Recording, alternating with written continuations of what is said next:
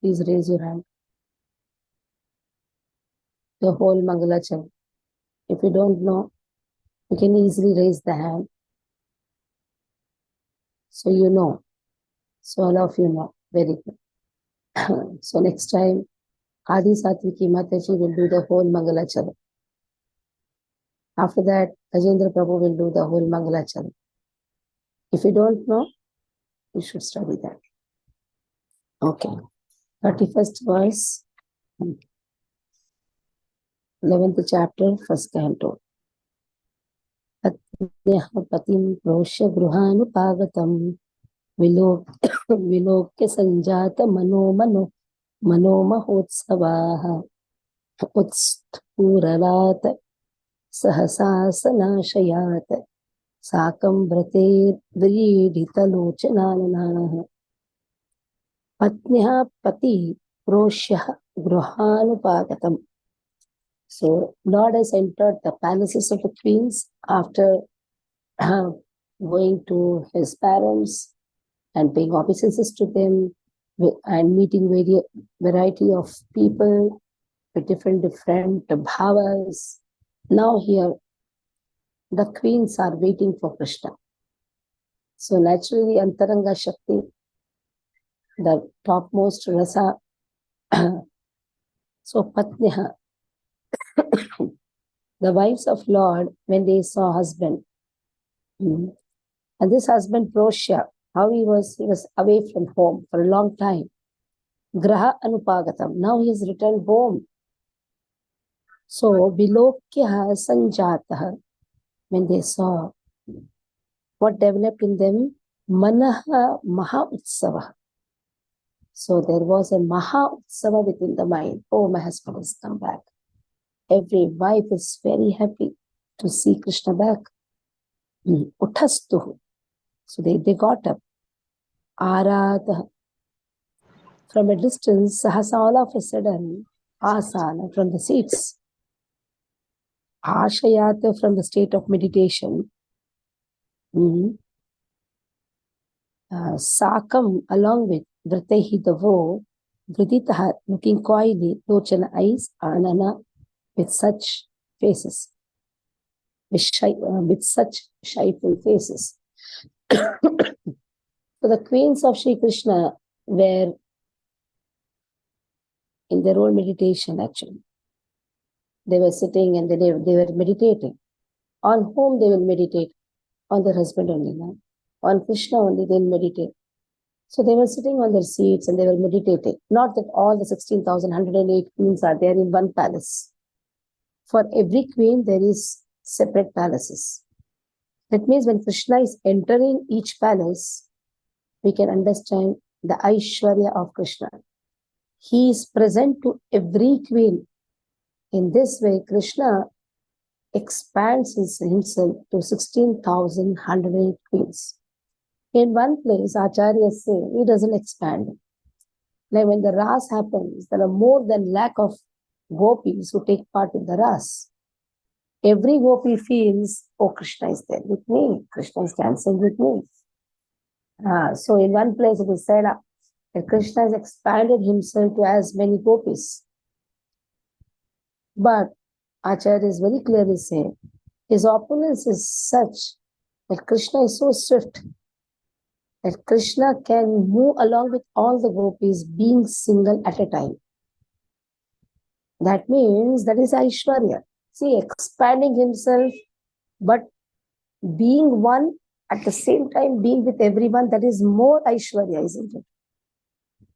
There is more opulence. So in this way, every queen who is sitting in her seat and meditating upon Krishna, suddenly she sees, oh, onto whom I am meditating, he is back. Let's see how much happiness is there. That is the Utsava, Manaha Utsava. And then immediately there is shyness.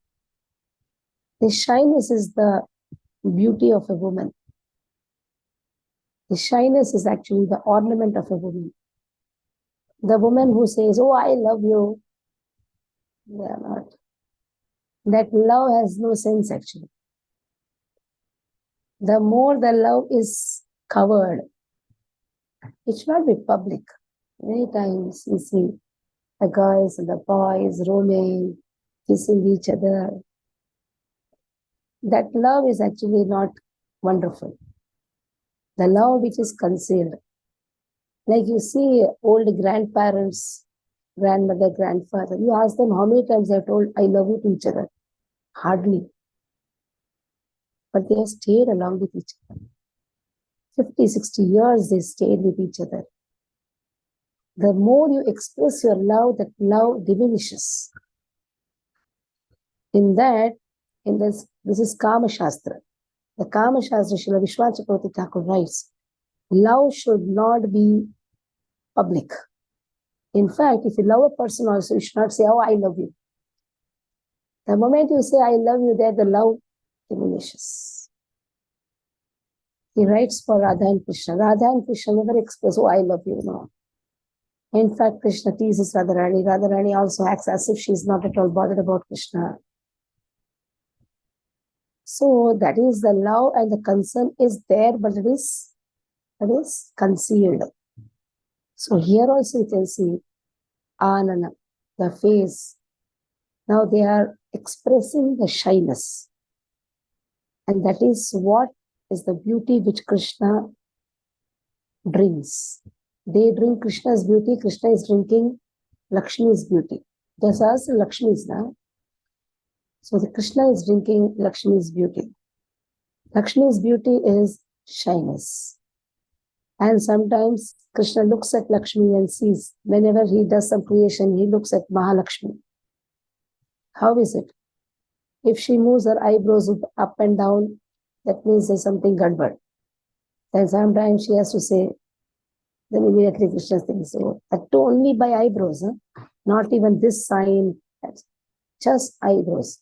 Nammalvar writes in that movement of the eyebrows of the Lakshmis can make Krishna understand the heart of Lakshmi.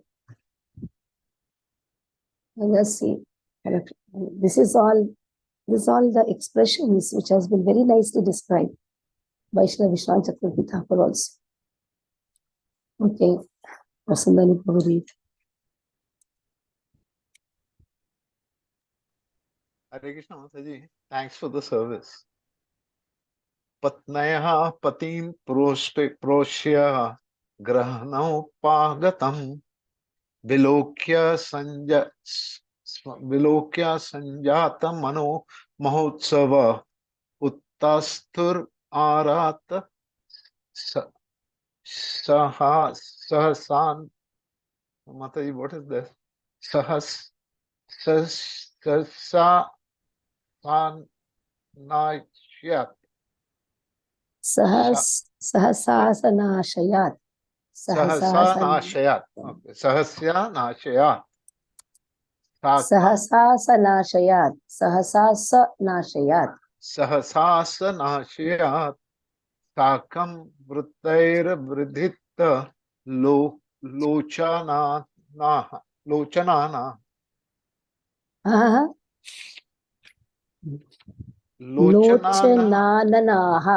Lochanananaha. Okay. Translation and purport by Srila Prabhupada. Srila Prabhupada ki jai. The queens of Lord Krishna rejoiced within their minds to see their husband home after a long period abroad. The queens got up at once from their seats and meditations. As was socially customary, they covered their faces shyly and looked about coyly. Purport. As mentioned above, the Lord entered his home palaces occupied by 16,108 queens. This means that the Lord at once expanded himself in as many plenary expansions as there were queens and palaces, and entered in each and every one of them simultaneously and separately. Here is another manifestation of the feature of his internal potency. He can expand himself in as many forms of spiritual identity as he desires, even though he is one without a second. It is confirmed by Shruti mantra that Absolute is one alone and yet he becomes many as soon as he so desires. These manifold expansions of Supreme Lord are manifested as plenary and separated portions. The separated portions are representations of his energy, and the plenary portions are manifestations of his personality. Thus, the personality of Godhead manifested himself in 16,108 plenary expansions and simultaneously entered into each and every one of the palaces of the queens. This is called Vaibhava, or the transcendental potency of the Lord. And because he can do so, he is also known as Yogeshwara. Ordinarily, a yogi or mystic living being is able to expand himself at most to tenfold expansions of his body. But the Lord can do so to the extent of as many thousands or infinitely as he likes. Unbelievers become astonished in to learn that Lord Krishna married more than 16,000 queens, because they think of Lord Krishna as one of them and measure the potency of the Lord by their own limited potency. One should know, therefore, that the Lord is never on the level of the living beings, who are but expansions of his marginal potency, and one should never equalize the potent and the potency. Although there is very little difference of quality between the potent and the potency, the queens were also expansions of his internal potency, and thus the potent and potency were perpetually exchanging transcendental pleasure known as pastimes of the Lord. One should not therefore become astonished to learn that the Lord married so many wives. On the contrary, one should affirm that even if the Lord marries 16,000 million wives, he is not completely manifesting his unlimited and inexhaustible potency. He married only 16,000 wives and entered in each and every one of the different palaces just to impress in the history of the human beings on the earth, on the surface of the earth, that the Lord is never equal to or less than any human being, however powerful he may be. No one, therefore, is either equal to or greater than the Lord. The Lord is always great in all respects. God is great, is eternal Okay. truth. Okay, till here. Okay. Hare So Krishna. here very nicely it has been said that to just express to the whole world that one cannot compare himself with the Lord. Lord showed this inconceivable potency. 16,108 is a very small figure. Actually, everything belongs to Lord. Everyone is Prakriti. Krishna is Bhaktaram. So technically, everybody is wife of Krishna. So from here, Right. everything is belonging to Lord. When you say wife means what? Belonging to Lord. He has all the rights to enjoy the things which he belongs to, which he is possessing. So Vimla Mataji, read from here.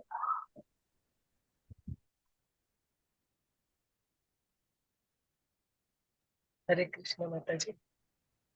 Therefore, as soon as the queens saw from a distance their husband, who was away from home for long periods due to the battle of Kurukshetra, they all arose from the slumber of meditation and prepared to receive their most beloved. According to Yagnavalkya's religious injunctions, a woman whose husband is away from home should not take part in any social functions, should not decorate her body, should not laugh, and should not go to any relative's house in any circumstance. This is the vow of the ladies whose husbands are away from home. At the same time, it is also enjoined that a wife should never present herself before the husband in an unclean state. She must decorate herself with ornaments and good dress, and should always be present before the husband in a happy and joyous mood. The queens of Lord Krishna were all in meditation. Stop here. And you can see exactly opposite. Husband bahar gaya bas. The ladies are very free nowadays, isn't it? But the war is when the husband has gone out, the lady should be very calm, peaceful, meditate, do her work, and especially in the morning hours, contemplating morning, we present ourselves before Lord, isn't it? The lady of the house is actually considered to be Graha Lakshmi. Graha Lakshmi. She should comb her hairs in the morning. The lady who does not comb her hairs in the morning is considered to be in a very unclean state. It is very much important. Sometimes you see ladies don't comb their hairs after all everybody goes, then she combs the hairs. No, we present ourselves before Lord, who is our husband. The real husband is Krishna. And yes, to your family members, your husband, you have to present yourself in a clean way. Morning, evening, one should comb the hairs very nicely. Put flowers on the head. That is known as Graha Lakshmi. Little bit flower after offering to Lord, it should be there. So early morning, you take out 5 minutes more to wake up. But comb your hairs, oil your hairs, comb your hairs, put some flowers, present yourself very nicely after your bath. Put your tilak, 12 places tilak. The moment you take your bath and come, after that you should look very beautiful. Not that your hairs are just something, you look a shabby way. Whether you've taken bath or not, somebody has to analyze. No. This is all lakshanas actually. Lakshanas of a Graha Lakshmi. And if the Graha Lakshmi decorates herself nicely, you're not putting lipstick and all these things. Simple dressing, which should be very neatly presented. You see the food, you make all the food, but your presentation is not good. Then, see, the taste automatically increases and the presentation is nice. Like husband comes from office, house should be very clean, spick and span. Wife should be decorated nicely, dressed nicely, not that hairs are just hanging around. And this is not the Lakshana. Evening time, hairs and all should be braided properly. My mother was very strict in it. My mother's sisters, they're very, very strict in that. I still remember morning meals, they wake up, they clean their hairs. My mother's sister were more deep in this because they were all from Avabilamat. And in Avabilamat, all the ladies, they go there by 4:30 in the morning, who are all nearby. They attend the Mangalarti. And you should see they enter in 9-yard sari. Says, see, morning 4:30, 9-yard sari and one flower in the hair. Even in Srivangam today also, when the ladies go, they dress very nicely. And the dress will make them see that they look like Lakshmis. So this is very, very important. So you should teach your near and dear ones that early morning, when you after taking bath, dress nicely. Dress nicely means at least braid your hairs, keep flowers on your head, and put 12 places tilak. Very, very important. Okay. So here the custom is given. Yeah. And Mataji, what about husbands? No rules for them?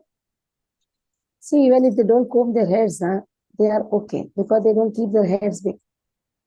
They have big hairs, and if you don't comb, not about hairs. Rule is for everyone. Rule is for everyone. Rule is for everyone. Mataji, we put tilaks. Yes, tilak. We decorate ourselves. Yes. The Vaishnava etiquette book very clearly it has been given.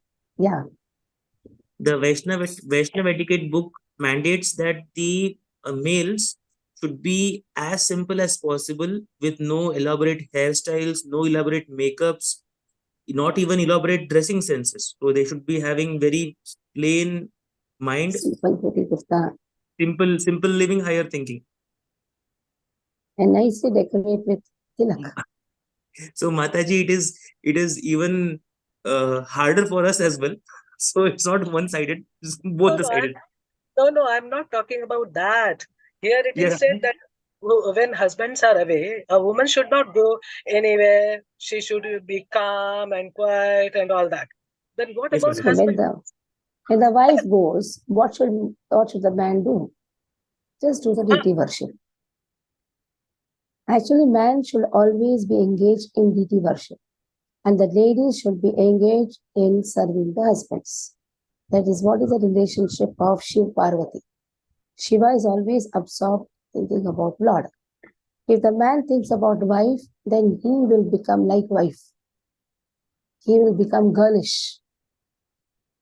man should not think about woman, but woman should think about the husband, and man should think about Lord.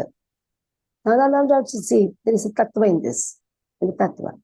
When the man thinks about Lord, there he understands he's actually the wife of Lord, isn't it? He's thinking about his husband, her husband. And the wife who has now a gross husband also, she has to think about him. And he should be engaged in worshipping Lord. And this should be there. It's not man and woman, kande pe kande chalo, let us fight. I'm thinking about you, you nonsense, you're not thinking about me. He should not. If he thinks about a woman, then he becomes what? He becomes girlish. Sometimes you say, no, chakka hai. Yes, he becomes girlish. He should think about Lord. That's very much important. Okay.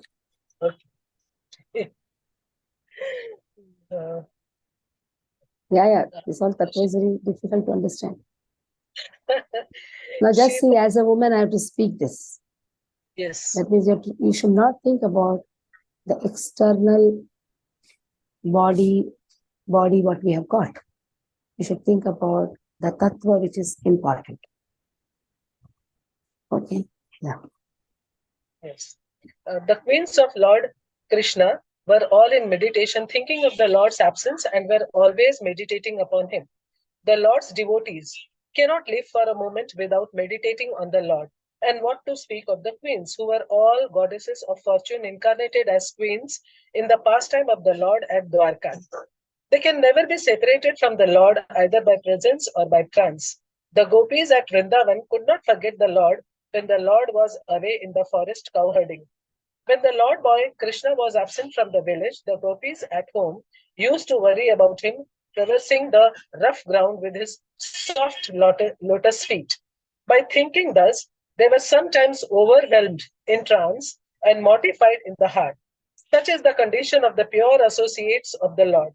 They are always in trance, and so the queens who were in trance during the absence of the Lord. Presently, having seen the Lord from a distance, they at once gave up all their engagements, including the vows of women as described above. According to Sri Vishwanath Chakravarti Thakur, there was a regular psychological reaction on the occasion. First of all, rising from the seats, although they wanted to see their husband, they were deterred because of feminine shyness. But due to strong ecstasy, they overcome that stage of weakness and became caught up with the idea of embracing the Lord. And this thought factually made them unconscious of their surrounding environment. This prime state of ecstasy annihilated all other formalities and social conventions, and thus they escaped all stumbling blocks on the path of meeting the Lord. And that is the perfect stage of meeting the Lord of the soul, Sri Krishna. Hare Krishna. Okay. They wanted to go and embrace Lord. Let us see, did they do that? Did they go and hug Lord and gave 1 2-year kisses? So let us see how they expressed the same thing. How they expressed that love. This is actually love, isn't it? When you study also, you feel very blissful. This is actually love. Not that too much, oh, I love you, oh husband, or why did you come late? And then in the present, in the material world, actually there is no love at all. If love has to be understood, it is only between the gopis and queens of Dwarka with Krishna. Tam atmajay drishti antaratmana duranta bhava parirevi patim niruddham apyasravad ambunetrayor vilajjatinam bhruguvaya Vaiklavat. Tam, the Lord, Atmajay, sons, Drishtibihi, by the sight, Antaratmanaha, by the innermost part of the heart, Duranta Bhava, insuperable ecstasy. Parirevire embarrassed, Patin husband, Niruddham choked up, Api in spite of, Ashravat tears, Ambo like drops of water, Netrayoho from the eyes, Vilajitanam, Vilajatninam of those situated in shyness, Bhruguvarya of chief of the Bhrugus, Pravat apparently. Now see, Lord stayed for a long time in Hastinapur. No mobiles, no WhatsApp, and no video calls. That is why that separation and the union in separation can be understood. Nowadays, even if you go to London also, from there, you have video calling. What separation? And you go on talking also every day. What separation is felt? That's why we cannot relish this in this current world. Because there is no separation. In fact, you go and show everything. You also show, you know what I cooked, just see. And the husband says, oh, you made nice, wonderful parathas. But that time, it was a long time Krishna is there in Hastinapur. After Kurukshetra war, after pacifying everyone, Lord comes. So naturally, the queens, they are just absorbed in meditation. Just think how much they must be having the distress of being separated from Lord. They don't know also when Lord is going to come. And there was no intimation given. Suddenly Lord appears. Just see, just imagine how it must have been there. Like suddenly Lord is appearing. So the ecstasy was so superb, insuperable ecstasy. So much of ecstasy that queens wanted to go and hug, but they were shy. So how they hugged first? Within their mind. Oh, our Lord has come. Within the innermost chambers of her heart, they hugged the Lord. And then they looked at him and then hugged him. Within their eyes, visually they hugged. Then they sent their sons, go embrace Papa. And just see, this is the way actually sending the representative of oneself. And in this way, it was as good as personal hugging. So the children, the respective children went and hugged. So, O chief of the Bhrigus, though they tried to restrain their feelings, what happened? They started crying. That happiness came out in the form of tears.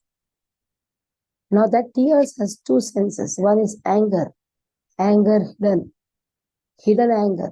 For a long time, you were away. At the same time, the happiness. Both the ecstatic emotions comes out in the form of tears.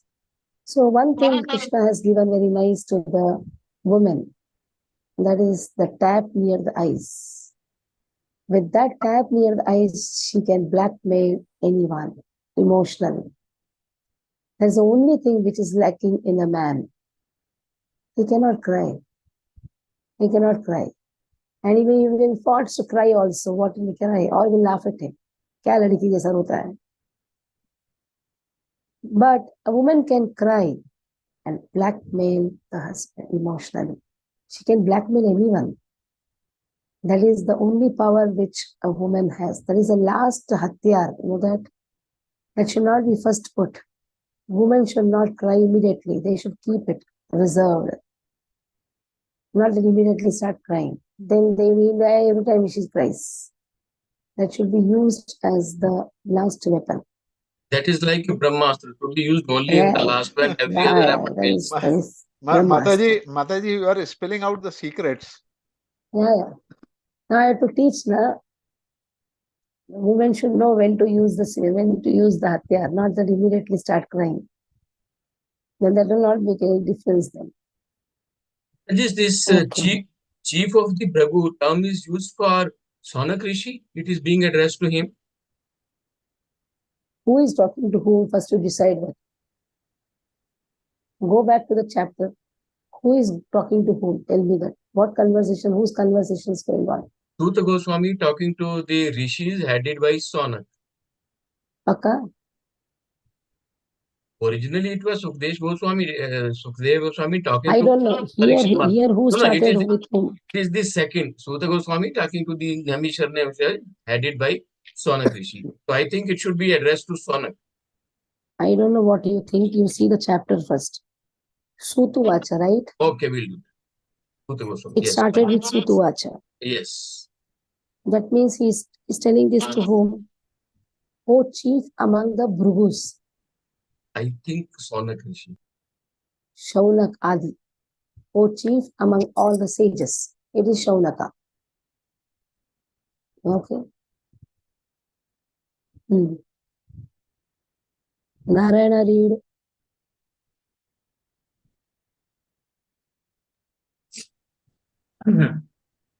तमात्मजैर्दृष्टिभिरन्तरात्मना दुरन्तभावा परिरेभिरे पतिं निरुद्धमप्यास्रवदम्बु स्रवदम्बुनेत्रयोर्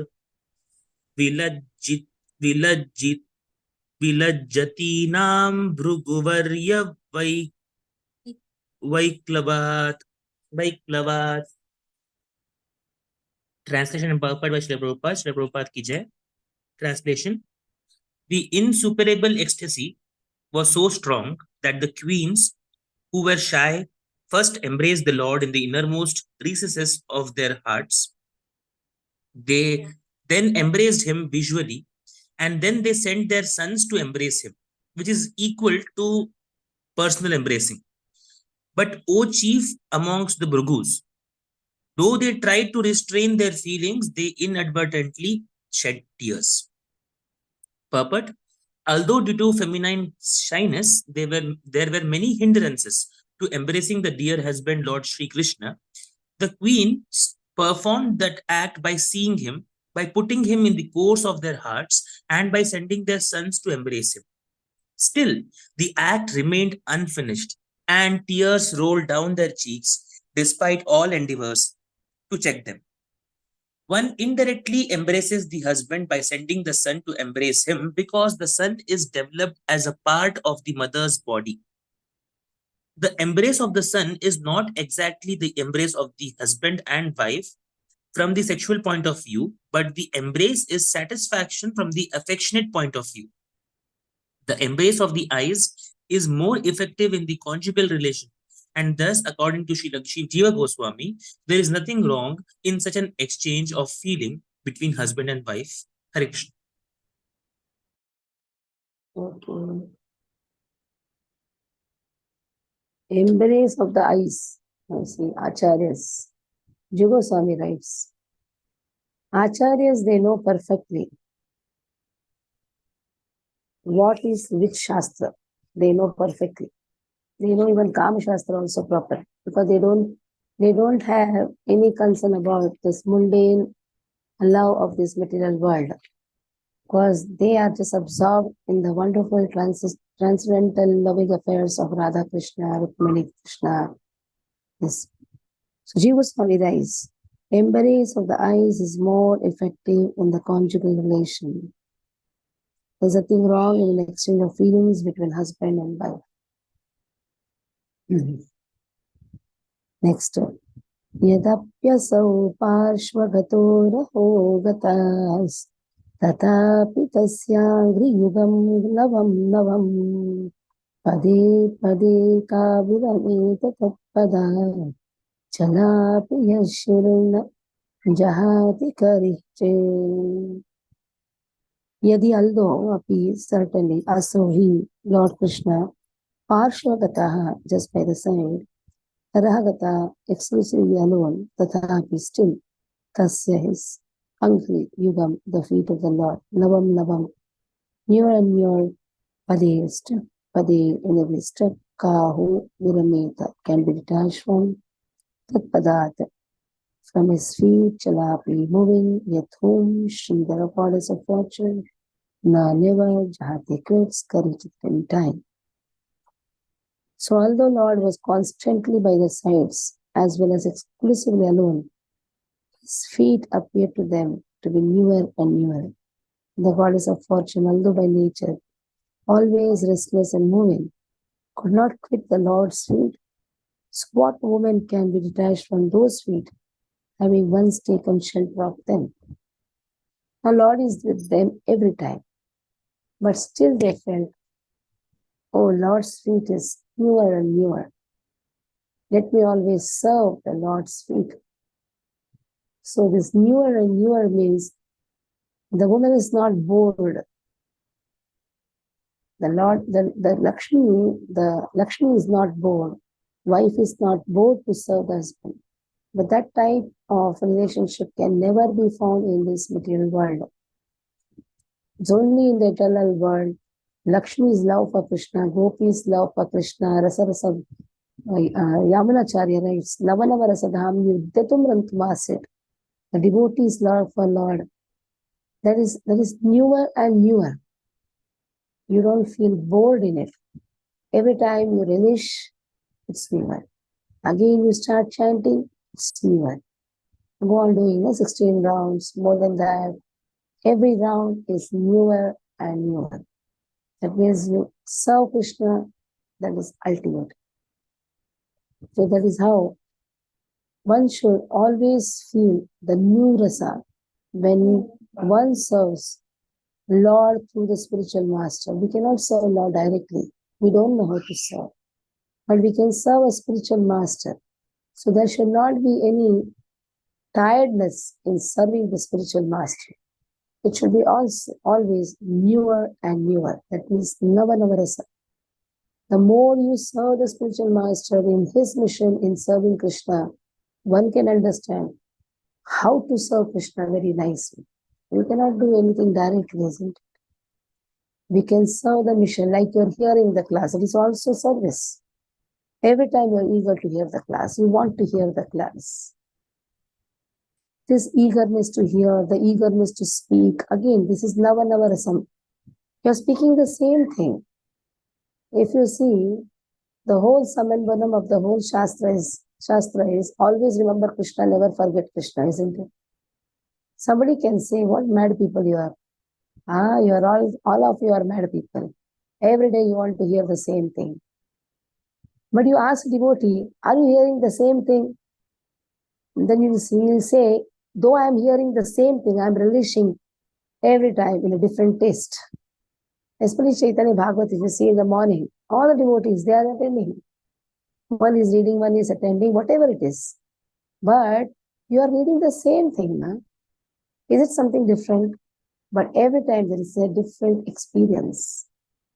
Navanarvasam. That is why Lakshmi doesn't quit Krishna's lotus feet. She's always there.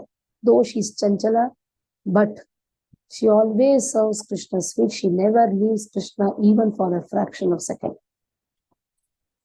In this way, she relishes serving Krishna. Dehasagar Prabhu, please read. Hare Krishna Mataji, Dandavat Pranam. Yadyapyasau parshvagato rahogatas tatapi tasyam kri yugam navam pade pade ka virameta tatpadach chalapiyach chrirna jahati karhichit. Translation in purport by Srila Prabhupada Ki Jai. Although Lord Shri Krishna was constantly by their sides, as well as exclusively alone, his feet appeared to them to be newer and newer. The goddess of fortune, although by nature always restless and moving, should not quit the Lord's feet. So what woman can be detached from those feet, having once taken shelter of them? Purport. Conditioned living beings are always after the favor of the goddess of fortune, although by nature she is moving from one place to another. In the material world, no one is permanently fortunate, however clever one may be. There have been so many big empires in different parts of the world. There have been so many powerful kings all over the world, and there have been so many fortunate men, but all of them have been liquidated gradually. This is the law of material nature, but spiritually it is different. According to Brahma Samhita, the Lord is served very respectfully by hundreds and thousands of goddesses of fortune. They are always in lonely place, also with the Lord. But still, the association of Lord is so inspiringly newer and newer that they cannot quit the Lord for a moment, even though they are by nature very restless and are moving about. The spiritual relation with the Lord is so unleaving and it's also that no one can leave the company of the Lord, once having taken shelter of Him. The living beings are by constitution feminine by nature. The male or enjoyer is the Lord, and all manifestation of his different potencies are feminine by nature. In the Bhagavad Gita, the living beings are designated as Parasha Prakriti, or the superior potency. The material elements are Apara Prakriti, or inferior potency. Such potencies are always employed for the satisfaction of an employer or the enjoyer. The supreme enjoyer is the Lord Himself, as stated in the Bhagavad Gita 5.29. The potencies, therefore, when engaged directly in the service of the Lord, revive the natural color, and thus there is no disparity in the relation of the potent and potency.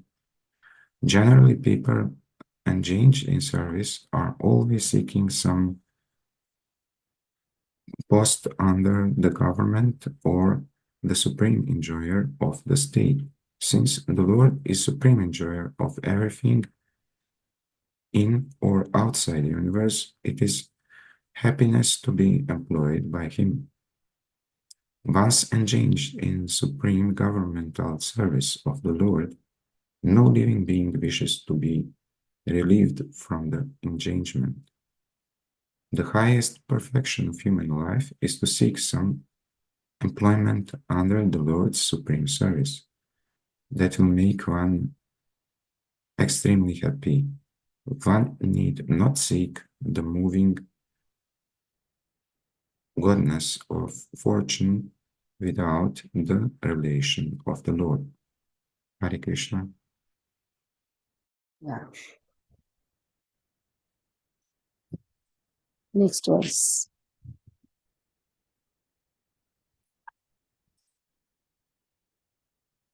Okay.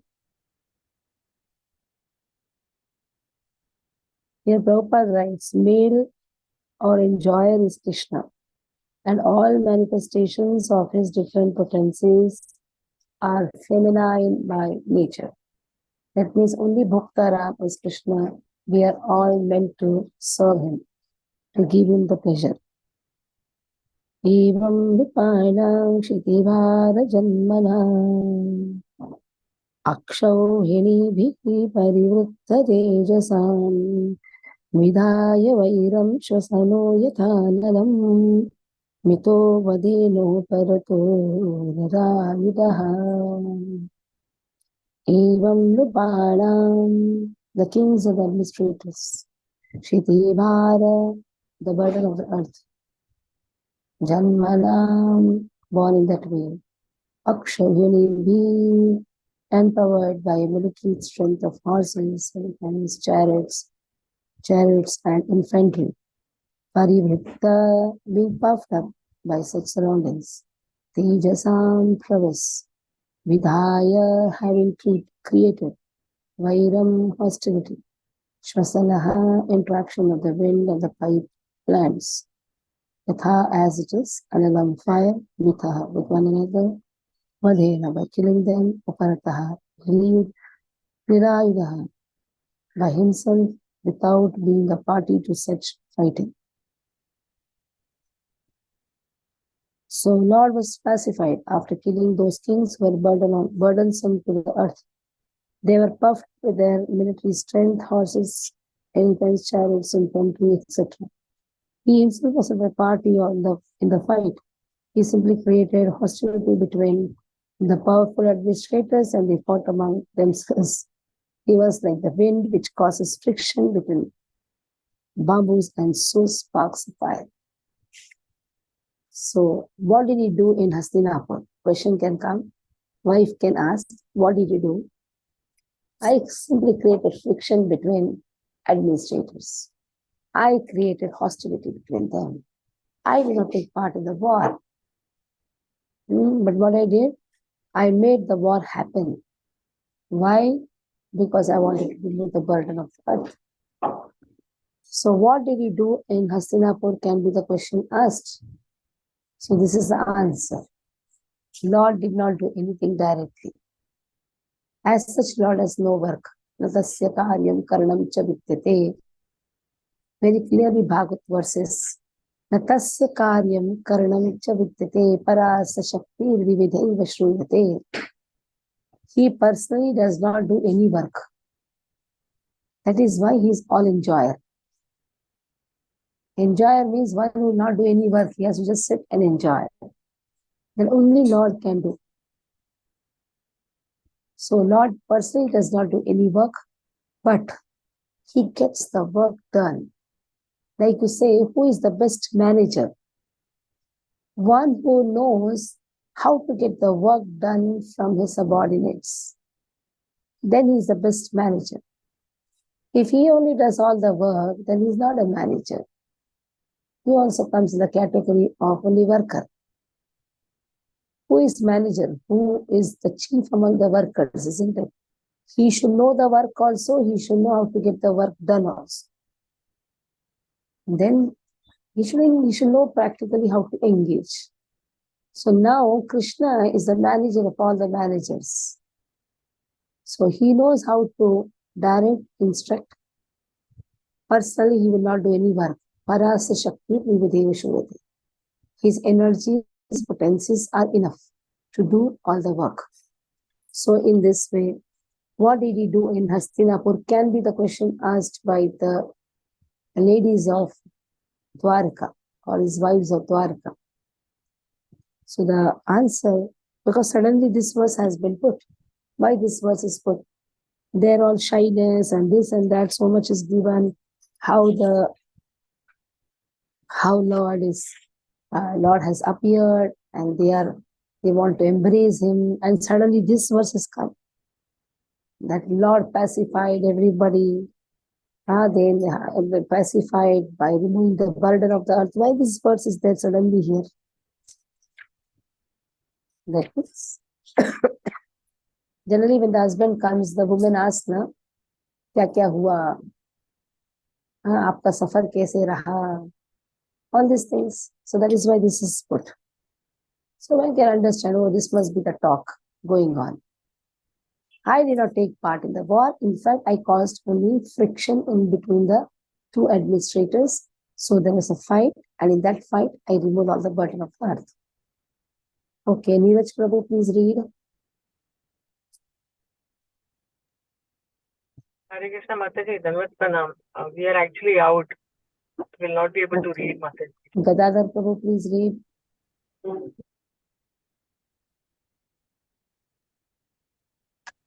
Hare Krishna Mataji, Dhanvat Pranam. एवं निरुपानां श्रुतिभरजन्मना अक्षौहिणीभिः परिवृत्ततेजसां विदया वैरं स्वस्नो यथानलं मिथो वदेनो परतो निरायुधः. Translation and purport by Srila Prabhupada. Srila Prabhupada ki jai. The Lord was pacified after killing those kings who were burdensome to the earth. They were puffed up of their military strength, the horses, elephants, chariots, infantry, etc. He himself was not a party in the fight. He simply created hostility between the powerful administrators and they fought amongst themselves. He was like the wind which caused friction between bamboos and sparks of fire. Purport. As stated above, the living beings are not actual enjoyers of things which are manifested as God's creation. The Lord is the genuine proprietor and enjoyer of everything manifested in His creation. Unfortunately, uninfluenced by deluding energy, the living being becomes a false enjoyer under the dictation of the modes of nature. Puffed up by such a false sense of becoming God, the deluded living being increases his material strength by so many activities and thus become the burden of the earth. So much so that the earth becomes completely uninhabitable by the same. This state of affairs is called dharmasya glanihi, or misuse of the energy of the human being. When such misuse of human energy is prominent, the same living beings become perturbed by the awkward situation created by the vicious administrators who are simply burdens of the earth. And the Lord appears by his internal potency just to save the sanest section of the humanity and to alleviate the burden due to the earthly administrators in different parts of the world. He does not favor either of the unwanted administrators, but by his potential power, he creates hostility between such unwanted administrators as the air creates fire in the forest by the friction of bamboos. The fire in the forest takes place automatically by the force of the air, and similarly, the hostility between different groups of politicians takes place by the unseen design of the Lord. The unwanted administrators, puffed up by the false power and military strength, thus become engaged in fighting amongst themselves over ideological conflicts and so exhaust themselves of all powers. The history of the world reflects the factual will of the Lord, and it will continue to be enacted until the living beings are attached to the service of the Lord. In the Bhagavad Gita, this fact is very vividly described. Bhagavad Gita 7.14, it is said that the deluding energy is my potency, and thus it is not possible for the dependent living beings to supersede the strength of the material modes by but those who take shelter in me, the personality of God and Sri Krishna, can cross over the gigantic ocean of the material energy. This means that no one can establish peace and prosperity in the world by fruitive activities or by speculative, philosophical, or ideology. The only way is to surrender unto the Supreme Lord, thus become free from the illusion of the deluding energy. Unfortunately, persons who are engaged in destructive work are unable to surrender to the personality of Godhead. They are all fools of the first order. They are the lowest of the human species of life. They are robbed of their knowledge. Although apparently they seem to be academically educated, they are all of the demonic mentality, always challenging the supreme power of the Lord. Those who are those who are very materialistic, always hankering after material power and strength, are undoubtedly fools of the first order because they have no information of the living energy and being ignorant of the supreme spiritual science. They are absorbed in material science, which ends with the end of the material body. They are the lowest of human beings because of the human life is especially meant for re-establishing the lost relation with the Lord, and they miss the opportunity by being engaged in material activities. They are robbed of their knowledge because even after prolonged speculation, they cannot reach the stage of knowing the personality of Godhead, the summum bonum of everything. And all of them are men or demonic principle, and they suffer the consequences, as did such materialistic heroes as Ravana, Hiranyakashipu, Kamsa, and others. Thank you, Mataji. Hare Krishna. We'll stop here. Any questions you can ask.